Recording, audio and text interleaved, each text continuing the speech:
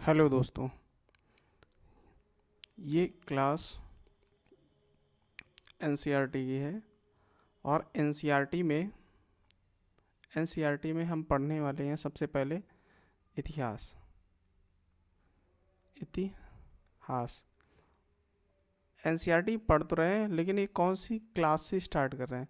तो सबसे पहले हम स्टार्ट कर रहे हैं क्लास 6 से। तो ये एनसीईआरटी है क्लास 6 की, जिसमें सबसे पहले जो चैप्टर है, सबसे पहला जो चैप्टर है उसका नाम है प्रारंभिक कथन। क्या, कब, कहाँ और कैसे। ठीक है, चलिए स्टार्ट करते हैं। याद रखना, इतिहास का इतिहास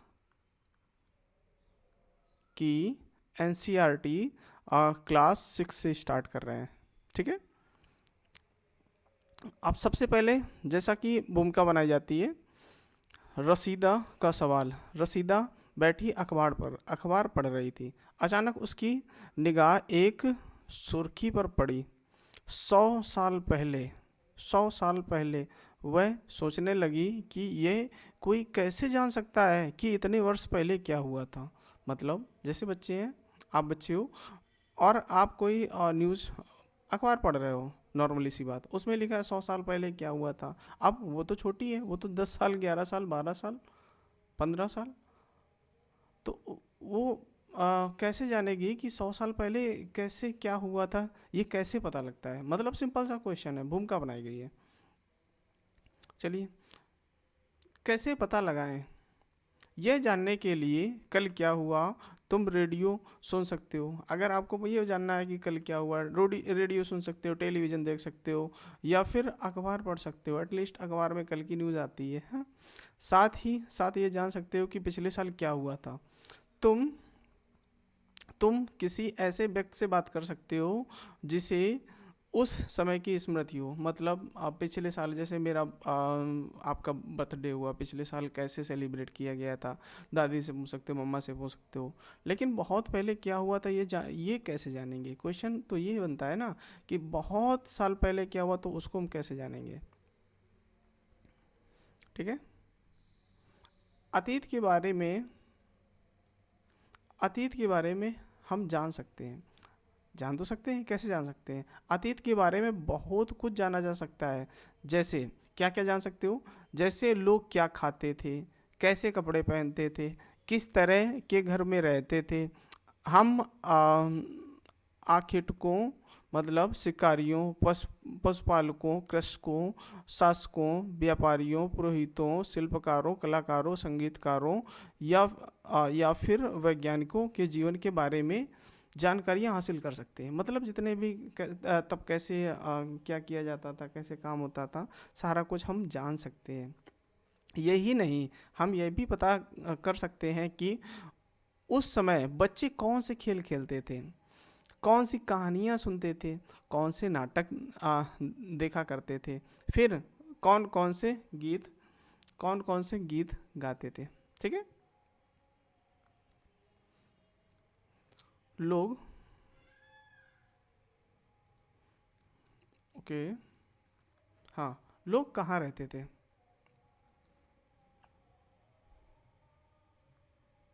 लोग कहाँ रहते थे? जो नीचे मानचित्र दिया गया है, मानचित्र वन, उसमें देखेंगे नर्मदा नदी का पता लगाओ। जैसे नर्मदा रिवर है ना, उसको पता लगाओ। कई लाख वर्ष पहले से लोग इस नदी के तट पर रहते रहे हैं। यहाँ रहने वाले आरंभिक लोगों में से कुछ कुशल संग्राहक थे, जो आसपास के जंगलों की विशाल संपदा से परिचित थे। अपने भोजन के लिए वे जड़ों, फलों तथा जंगल के अन्य उत्पादों का यहीं से संग्रह किया करते थे। वे जानवरों को आखेट शिकार भी करते थे। आखेट मतलब शिकार करते थे। जानवरों का क्या करते थे? शिकार करते थे। आगे देखते हैं। अब तुम उत्तर पश्चिम के सुलेमान और किरधर पहाड़ियों का पता लगाओ। मतलब आपको पता लगाना है। इसी क्षेत्र में कुछ ऐसे स्थान हैं जहां लगभग 8,000 वर्ष पूर्व स्त्री पुरुषों ने सबसे पहले गेहूं और जौ की फसलों को उपजाना आरंभ किया था। उन्होंने भेड़, बकरी, गाय, बैल जैसे पशुओं को पालतू बनाना शुरू किया था। ये लोग गांव में रहते थे। उत्तर पूर्व में गारो तथा मध्य भारत में विंध्य पहाड़ियों का पता लगाओ। ये कुछ अन्य ऐसे क्षेत्र थे जहां कृषि का विकास हुआ था। गारो विंध्य जो पहाड़ियाँ हैं इधर, जहाँ सबसे पहले चावल उपजाया गया, वे स्थान विंध्य के उत्तर में स्थित हैं। जहाँ चावल उपजाया गया वो स्थान कहाँ? विंध्य में स्थित है, विंध्य की ओर स्थित है। अब जैसे ये मानचित्र दिया गया है ना, जैसे सबसे पहले बताया सुलेमान, जो सुलेमान की पहाड़ियाँ आई इधर, सबसे पहले इधर किरधर की पहाड़ियाँ, सुलेमान, यहाँ सबसे पहले क्या? गेहूँ उपजाया गया। ठीक है।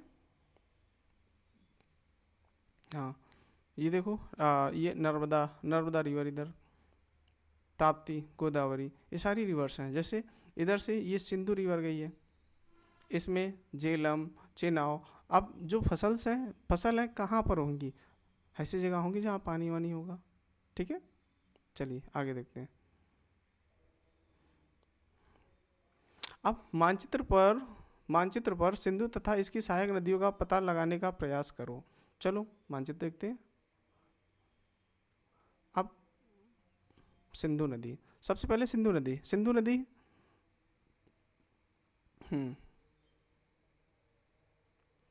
हाँ, ये है सिंधु नदी। ये सिंधु नदी गई है। इसमें इसकी सहायक नदी ये देखना है तो सबसे पहले काबुल नदी, उसके बाद झेलम नदी, चिनाव नदी, रावी नदी, ब्यास नदी, सतलुज नदी। ये सारी क्या है? सिंधु की सहायक नदियाँ हैं। आपको याद कर लेना है, काबुल, झेलम, चेनाव, रावी, ब्यास और सतलुज ये सब क्या है? सहायक नदियाँ हैं। ठीक है। सहायक नदियाँ उन्हें कहते हैं जो बड़ी नदी में मिल जाती है। जैसे सिंधु हमारी बड़ी नदी है, इसमें जाके मिल गई तो उसे क्या कहेंगे? सहायक नदी कहेंगे। लगभग 4700 वर्ष पूर्व इन्हीं नदियों के किनारे कुछ आरंभिक नगर फले फूले। पानी जहाँ वहाँ पर जनसंख्या, नगर तो होगा ही। गंगा व इसकी सहायक नदियों के किनारे तथा समुद्र तटवर्ती इलाकों में नगरों का विकास हुआ। लगभग 2500 वर्ष ईसा पूर्व। गंगा तथा इसकी सहायक नदियाँ, सोन का पता लगाओ।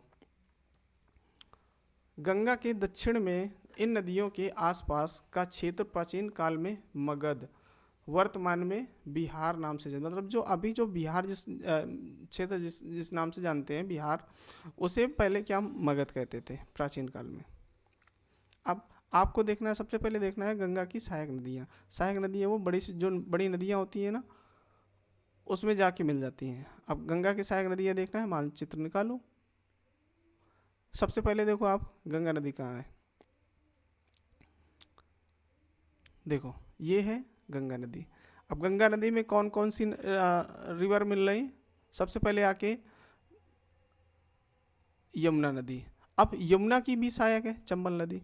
यमुना की सहायक चंबल दोनों एक साथ मिलके फिर गंगा से मिल जा रही हैं। तो आप कौन कौन सहायक हो गई? गंगा, यमुना हो गई, चंबल हो गई। ठीक है। और बाकी सोन नदी भी हो गई। ठीक है, चलिए आगे देखते हैं।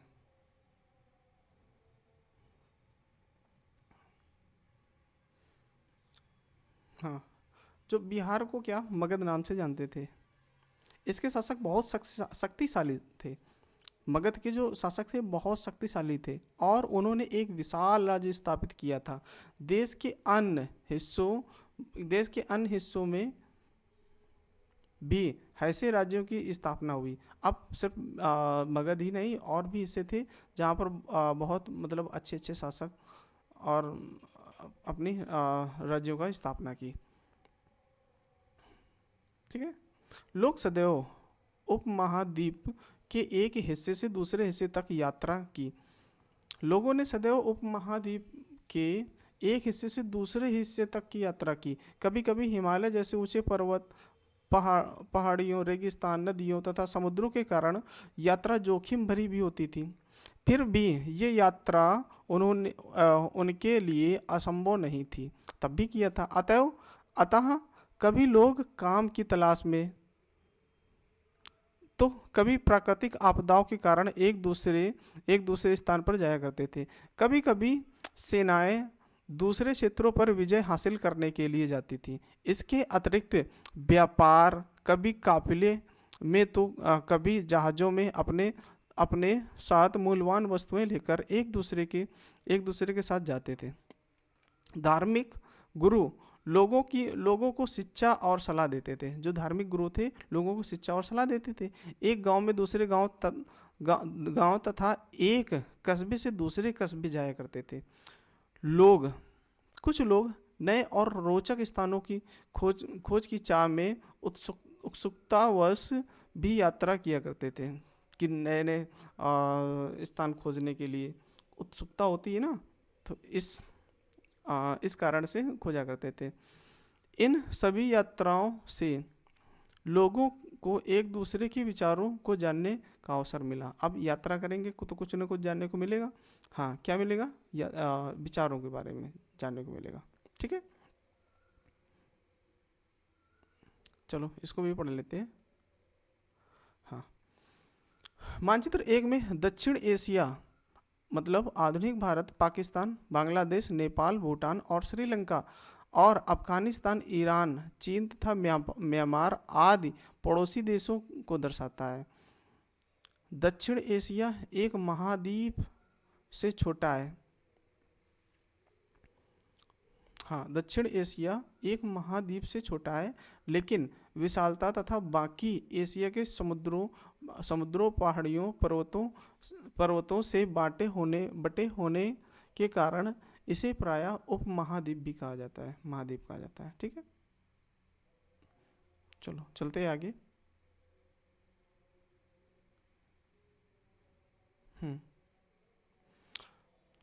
आज लोग यात्राएं क्यों करते हैं?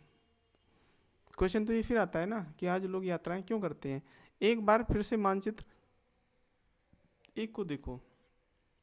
पहाड़ियाँ, पर्वत और समुद्र इस महाद्वीप की प्राकृतिक सीमा का निर्माण करते हैं। जो पहाड़ियाँ हो गए,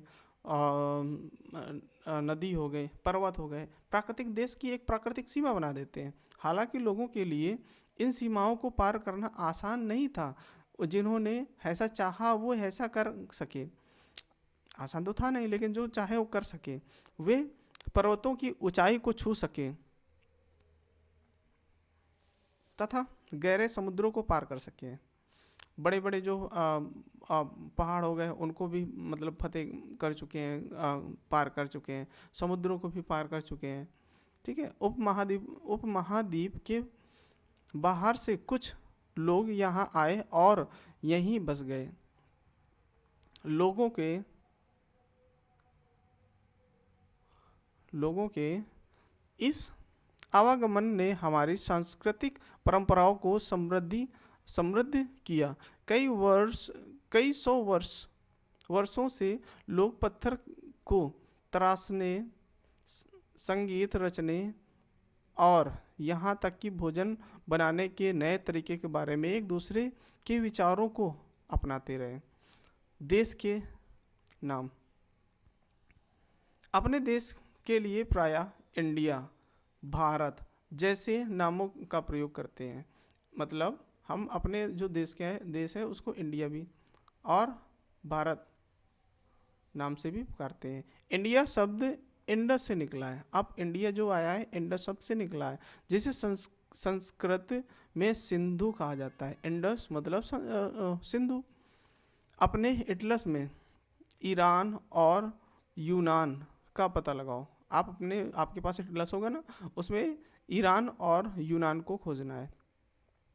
लगभग 2500 वर्ष पूर्व उत्तर पश्चिम की ओर से उत्तर पश्चिम की ओर से आने वाले ईरानियों और यूनानियों ने सिंधु को हिदोस अथवा इंदोस और इस नदी के पूर्व में स्थित भूमि प्रदेश को इंडिया कहा है।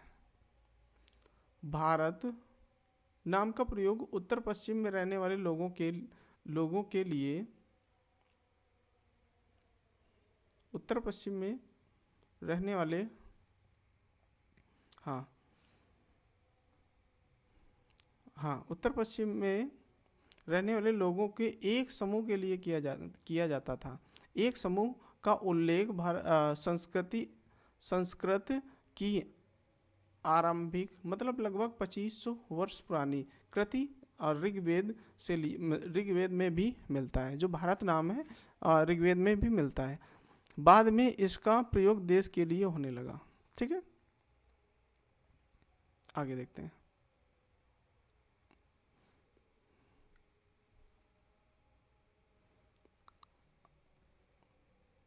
अतीत के बारे में जाने। ठीक है, अतीत के बारे में जाने। अतीत की जानकारी हम कई तरीकों से प्राप्त कर सकते हैं। अब कैसे जाने अतीत के बारे में? हम मतलब अतीत के बारे में कई तरीके से जान सकते हैं। इनमें से एक तरीका अतीत में लिखी गई पुस्तकों को ढूंढना और पढ़ना। मतलब जो अतीत में आपको पास्ट देखना है तो पास्ट में लिखी गई जो बुक हैं उनको ढूंढो और पढ़ो। ये पुस्तकें हाथ से लिखी होने के कारण पांडुलिपि कही जाती हैं। क्योंकि ये हाथ से लिखी गई हैं तो इसे हम क्या कहते हैं? पांडुलिपि कहते हैं। अंग्रेजी में पांडुलिपि के प्रयुक्त होने वाला मैन्युस्क्रिप्ट शब्द लैटिन भाषा में मैनू, जिसका अर्थ है हाथ। मतलब जो इंग्लिश है ना मैन्युस्क्रिप्ट, उसमें मैनू का अर्थ है हाथ से निकला है। ये पांडुलिपियाँ प्रायः ताड़पत्रों अथवा हिमालय क्षेत्र में उगने वाले भूर्ज नामक पेड़ की छाल से विशेष तरीके से तैयार भोजपत्र पर लिखी मिलता है। मतलब किस में लिखा जाता है? ताड़ पत्रों पर, या फिर हिमालय में एक जो भुर्ज नामक पेड़ है उसकी छाल में लिखी गई है। ठीक है, पांडुलिपि का पृष्ठ, यह पांडुलिपि लगभग 1000 वर्ष पहले लिखी गई थी। किताब बनाने के लिए ताड़ के पत्तों को काटकर उनके अलग अलग हिस्सों में एक साथ बांध दिया जाता था। भुर्ज पेड़ की छाल से बनी ऐसी ही एक पांडुलिपि को तुम यहाँ देख सकते हो। ये किससे बनी है? जो भुर्ज पेड़ की छाल है उससे बनी हुई है। ठीक है, हाँ ये देखो पांडुलिपि है, ये हाथ से लिखी गई है। और किस में लिखी गई है? भुर्ज पेड़ की बनी हुई छाल में। ठीक है, आगे।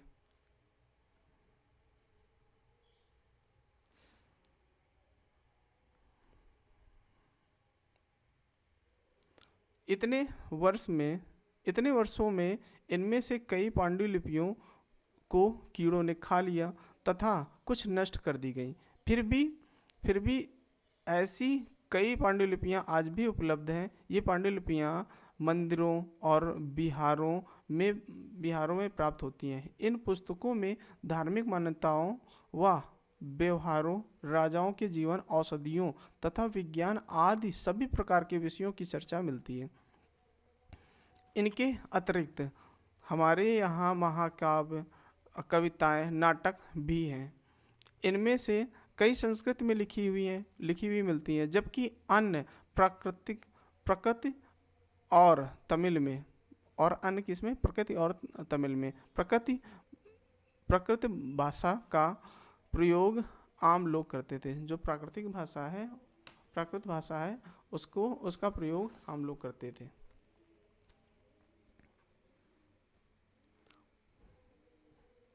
हम अभिलेखों का भी अध्ययन कर सकते हैं। जो अभिलेख होते हैं उनका भी अध्ययन कर सकते हैं। ऐसे लेख पत्थर अथवा धातु जैसी अपेक्षाकृत कठोर सतहों पर उत्कीर्ण किए गए मिलते हैं। कभी कभी शासक अथवा अन्य लोग अपने आदेशों आदेशों को इस तरह उत्कीर्ण करवाते थे ताकि लोग उन्हें देख सकें, पढ़ सकें, उनका पालन कर सकें। कुछ अन्य प्रकार के अभिलेख भी मिलते हैं।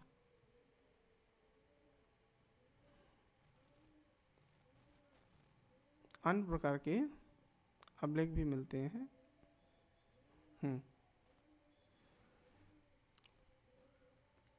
जिनमें राजाओं तथा रानियों सहित अन्य स्त्री पुरुष ने भी अपने कार्यों के विवरण उत्कीर्ण कराए। उदाहरण के लिए प्रायः शासक लड़ाइयों में अर्जित विजयों का लेखा जोखा रखा करते थे। मतलब कहाँ के मतलब कहाँ जीते, कहाँ विजय के बारे में मतलब लेखा जोखा रखते थे। लगभग 25 ईसा वर्ष पुराना यह अभिलेख वर्तमान में अफगानिस्तान के कांधार से प्राप्त हुआ है। ये जो अभिलेख है ये अफगानिस्तान के कांधार से प्राप्त हुआ है।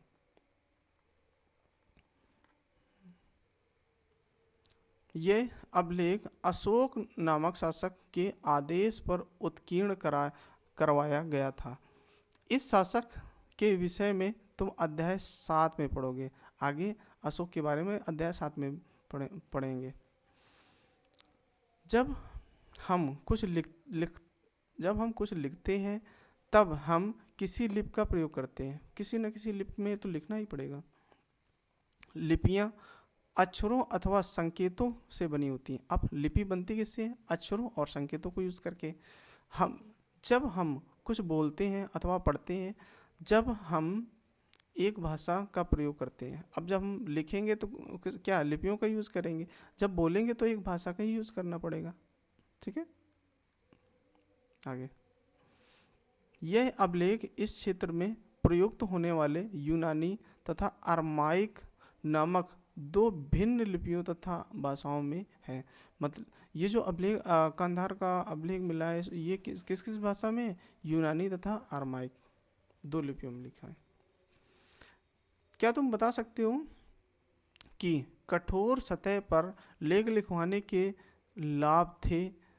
क्या लाभ थे? ऐसा करवाने में क्या क्या कठिनाइयाँ आती थी? ठीक है, चलो इसके बारे में डिस्कस करते हैं कि जो अभिलेख लिखे गए हैं, लिखाने में कठिनाई तो आती होंगी और इसके लाभ भी क्या थे। इसके अतिरिक्त कई अन्य वस्तुएं अतीत में बनी और प्रयोग में लाई जाती थी। ऐसी वस्तुओं का अध्ययन करने वाला व्यक्ति पुरातत्वविद कहलाता था। पुरातत्वविद पत्थर और ईंट से बनी इमारतों के अवशेषों, चित्रों और मूर्तियों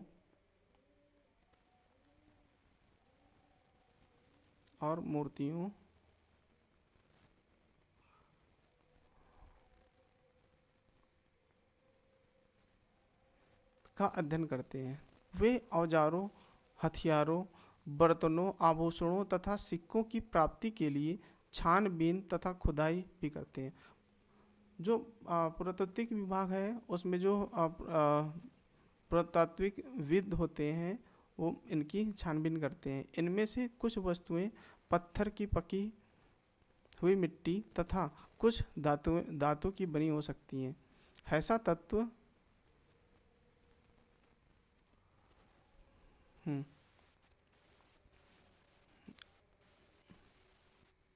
आभूषणों, सिक्कों की प्राप्ति की छानबीन खुदाई करते हैं। इनमें से कुछ वस्तुएं पत्थर, पक्की मिट्टी, कुछ धातु की बनी हो सकती हैं। ऐसे तत्व कठोर तथा जल्दी नष्ट न होने वाले होते हैं। ठीक है, पुरातत्वविद जानवरों, चिड़ियों तथा मछलियों की हड्डियां ढूंढते हैं, इससे उन्हें यह जानने में भी मदद मिलती है कि अतीत में लोग क्या खाते थे। वनस्पतियों के अवशेष बहुत मुश्किल से पच पाते हैं। यदि अन्न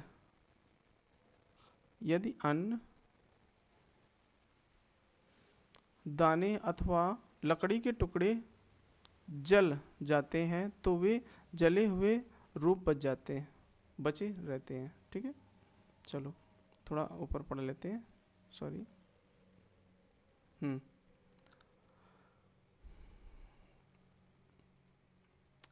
बाएं, एक प्राचीन नगर में प्राप्त पात्र है। जो बाएं ओर है ये प्राचीन नगर में प्राप्त एक पात्र है। पात्र मतलब बर्तन है। इस तरह के पात्रों का प्रयोग 4700 वर्ष पूर्व होता था। दाएं ओर एक पुराना चांदी का सिक्का है। जो दाएं ओर है एक चांदी का सिक्का है। इस तरह के सिक्कों का प्रयोग लगभग 2500 वर्ष पूर्व होता था। हमारे द्वारा आज प्रयोग में आने वाले सिक्कों से यह सिक्का कैसे भिन्न है? कैसे भिन्न है? काफ़ी भिन्न है। मेटल भी भिन्न है और इनका जो बनाने का तरीका है ये भी बहुत भिन्न है। अभी तो सिक्के देखते हो कैसे हैं, सर्कल टाइप के हैं। ठीक है, चलिए। क्या पुरातत्वविदों को बहुधा कपड़ों के अवशेष मिलते होंगे? पांडुलिपियों, अभिलेखों तथा पुरातत्व से ज्ञात जानकारियों के लिए इतिहासकार प्रायः स्रोत शब्द का प्रयोग करते हैं। इतिहासकार इन्हें कहते हैं कि अतीत का अध्ययन करते हैं। स्रोत के प्राप्त होते ही अतीत के बारे में पढ़ना बहुत रोचक हो जाता है, क्योंकि इन स्रोतों की सहायता से हम धीरे धीरे अतीत का पुनः निर्माण करते जाते हैं। अतः इतिहासकार तथा पुरातत्वविद उन जासूसों की तरह हैं जो इन सभी स्रोतों का प्रयोग सुराग के रूप में कर अतीत को जानने का प्रयास करते हैं। जो पुरातात्विकविद होते हैं ये क्या है, कैसे हैं? जासूस की तरह हैं। ये कुछ ना कुछ ढूंढ के और उन पर रिसर्च किया करते हैं। ठीक है, चलिए आगे देखते हैं। ओके, क्या अतीत एक या अनेक? क्या तुमने इस पुस्तक के शीर्षक हमारे अतीत पर ध्यान दिया है? यहाँ अतीत शब्द का प्रयोग बहुवचन के रूप में किया गया है। ऐसा इस तत्व की ओर ध्यान दिलाने के लिए किया गया है कि अलग अलग समूह के लोगों के लिए इस अतीत के अलग अलग मायने थे। उदाहरण के लिए पशुपालकों अथवा कृषकों का जीवन राजाओं तथा रानियों के जीवन से तथा व्यापारियों का जीवन शिल्पकारों के जीवन से बहुत भिन्न था। जैसा कि हम आज भी देखते हैं, उस समय भी देश के अलग अलग हिस्सों में लोग अलग अलग व्यवहारों और रीति रिवाजों का पालन करते थे। उदाहरण के लिए आज अंडमान द्वीप के अधिकांश लोग अपना भोजन मछलियां पकड़कर, शिकार करके तथा फल फूल के संग्रह द्वारा प्राप्त करते हैं। इनके विपरीत शहरों में रहने वाले लोग खाद्य आपूर्ति के लिए अन्य व्यक्तियों पर निर्भर करते हैं। इस तरह के भेद अतीत में भी विद्यमान थे। मतलब जैसा आप अभी अंडमान निकोबार में देखते हो कि वहाँ क्या है सोर्स, यही है कि मछलियाँ पकड़ना, फल, इनसे खाना का संग्रहण करते हैं, वही खाते हैं। ऐसा ही अतीत में होता था। इसके अतिरिक्त अन्य तरह का भेद है। एक अन्य तरह का भेद है, उस समय शासक अपनी विजयों का लेखा जोखा रखते थे। यही कारण है कि हम उन शासकों तथा उनकी लड़ी जाने वाली लड़ाइयों के बारे में काफ़ी कुछ जानते हैं। अब वो चीज़ें लिखा ही ना होता तो कैसे पता लगता? जबकि शिकार, मछुआरों, संग्राहक, कृषक तथा पशुपालक जैसे आम आदमी प्रायः अपने कार्यों का लेखा जोखा नहीं करते थे। पुरातत्व की सहायता से हमें उनके जीवन को जानने में मदद मिलती है। हालांकि अभी भी इनके बारे में बहुत कुछ जानना शेष है। अब जो पुरातात्विकविद हैं इनसे हम तो ये पता कर सकते हैं, इनसे हम सिर्फ ये पता कर सकते हैं कि इनसे हम ये पता कर सकते हैं कि तब कैसा जीवन था, कैसा परिवेश था, कैसे लोग थे, लेकिन अब ये तो नहीं पता कर सकते। हम्म, ये तो नहीं पता कर सकते कि हाँ कब कैसे मतलब लोग रहते थे, क्योंकि उन्होंने लिखा थोड़ी ना है। इसको तो पुरातात्विकविद अपने आप सर्च करके ही उसका उसके बारे में ढूंढेंगे। तिथियों का मतलब, अभी देखते हैं तिथियों का मतलब। अगर अगर कोई तुमसे तिथि के विषय में पूछे तो तुम शायद उस दिन की तारीख, माह, वर्ष, जैसे 2000 या इसी तरह, अब 2000 क्या है, 24 है, इसी तरह का कोई और वर्ष बताओगे। वर्ष की यह गणना ईसाई धर्म प्रवर्तक ईसा मसीह के जन्म की तिथि से की जाती है। अब अब कहाँ से स्टार्ट की जाती है? 2000 आया तो कहाँ से आया, 2024 आया तो कहाँ से आया? तो ईसा मसीह के जन्म से की जाती है। अतः 2000 वर्ष कहने का तात्पर्य यह है कि ईसा मसीह का वर्ष जन्म होने के बाद से 2 वर्ष हो गए, ठीक है, के बाद से है। ईसा मसीह के जन्म के पूर्व की सभी तिथियां ईसा पूर्व। अब ईसा मसीह की, अब जैसे ईसा मसीह का जन्म अब हुआ, तो इसके पहले भी तो कुछ हुआ होगा, तो तब की तिथियों को ईसा पूर्व कहते हैं। ईसा पूर्व के बारे में जानी जाती हैं, ठीक है।